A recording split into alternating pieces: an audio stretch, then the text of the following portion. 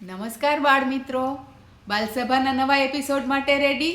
તો ચાલો આજની નવી વાર્તા. આજે એકચ્યુઅલી વાર્તાની સાચી વાત કહેવાની છે. તમને ખબર છે બધા કેટલી જુદી જુદી ગેમ રમતા હોય ને, પોતાના દેશને રિપ્રેઝેન્ટ કરતા હોય.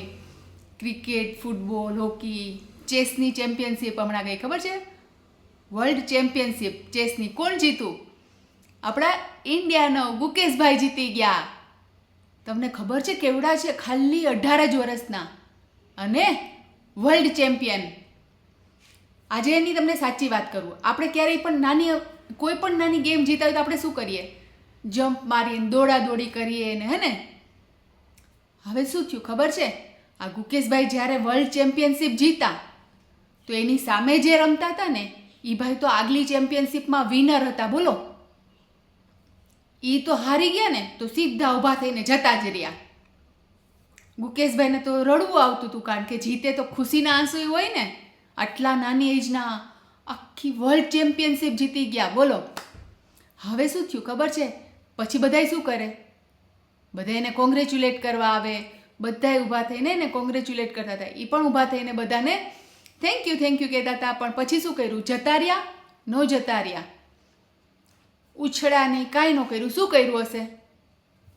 પોતાની ચેર ઉપર પાછા બેસી ગયા. સામે ટેબલ હતું જેની ઉપર એનો ચેસ બોર્ડ, એના બધા પીસીસ હોય ને ચેસના, એ બધા એમ જ પડ્યા હોય. કારણ કે ગેમ કમ્પ્લીટ થઈ તો બધા ચેસના બધા પીસીસ કેમ હોય? આડાવડા પડ્યા હોય. એણે શું કર્યું?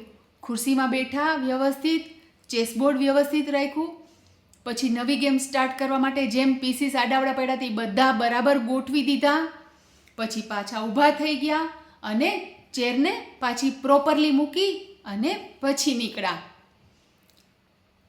ઇમેજિન કરો, ચેમ્પિયનશિપ શેની હતી? ચેસની હતી. ખાલી ચેસની નહીં પણ સંસ્કારની હતી. એમાં એ જીતી ગયા, વિનર થઈ ગયા.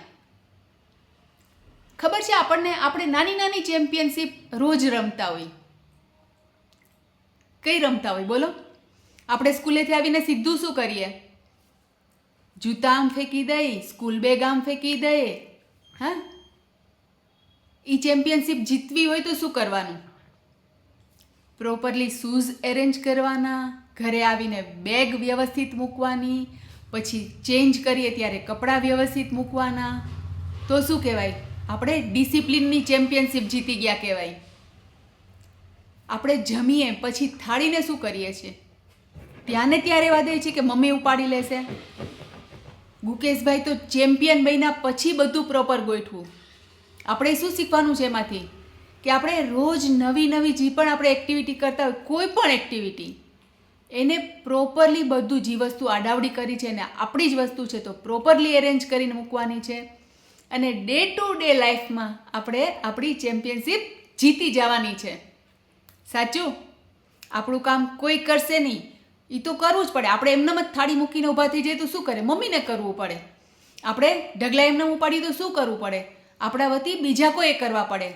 પણ તો પછી આપણે વિનર ન બની શકીએ. વિનર બનવું હોય તો શું કરવાનું છે? આવી ડેઈલી ચેમ્પિયનશિપમાં રોજે રોજ વિનર બનવાનું છે. મજા આવી? મજા આવી તો આપણે શું કરશું? સ્ટોરીને લાઈક કરશું, શેર કરશું અને ચેનલને સબસ્ક્રાઈબ કરશું. હા, પણ મેઇન વાત ક્યારેય નહીં ભૂલીએ, પપ્પા મમ્મીનું માનશું અને ગુકેશભાઈ જેવા ડેઈલી લાઈફમાં ચેમ્પિયન બનશું. Bye bye, take care.